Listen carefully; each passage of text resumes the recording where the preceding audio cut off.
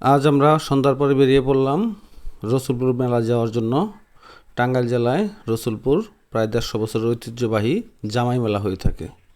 মেলায় ঢুকতেই প্রচণ্ড ভিড় এবং মেলার বাইরে দিয়েও অনেক দোকানের পসরা সাজিয়ে বসেছে।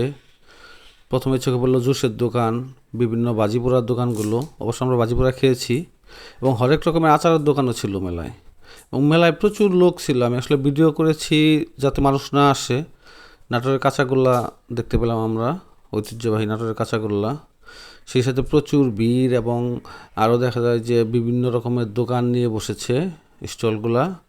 মানে কি নাই মেলায়। একটু পরপরই জুসের বার, যেহেতু গরম পড়েছে। এবং এর সাথে মেলায় চলে এসেছে মোটর সাইকেল দিয়ে খেলা দেখায় যে মৃত্যুকূপ, সেটাও চলে এসেছে। এবং দেখেন সানগ্লাসের বিশাল দোকান, অনেক অনেক অনেক লোকজন চলে আসছে।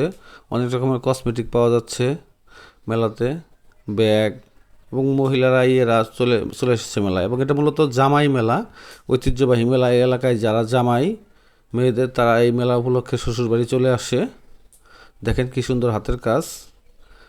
মেলা উপলক্ষে শ্বশুরবাড়ি চলে আসলে দেখা যায় যে মেলায় আসে শালিকা বা শ্বশুরবাড়ির জন্য কেনাকাটা করে। দেখেন কৃত্রিম ফল দেখে আমাদের সোহাগ ছেঁড়ার জন্য চেষ্টা করতেছে।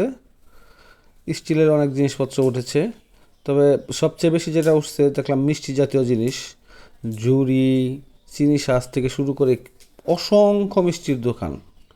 10টা 20টা বা 50টা না, মানে এত মিষ্টির দোকান একত্রে কোনো মেলায় আমি দেখি নাই।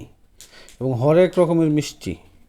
শেষে আমরা মিষ্টি খেলাম কালো জাম, এবং সবাই মিষ্টিমুখ করে বিভিন্ন স্টল এবং বিভিন্ন ঘোরাঘুরি কেনাকাটা টুকটাক করে শেষে বাড়ি ফেরার সময়, আসলে এই জায়গায় পুরো মেলার ভিডিও দেওয়া সম্ভব হয়নি। অনেক অনেক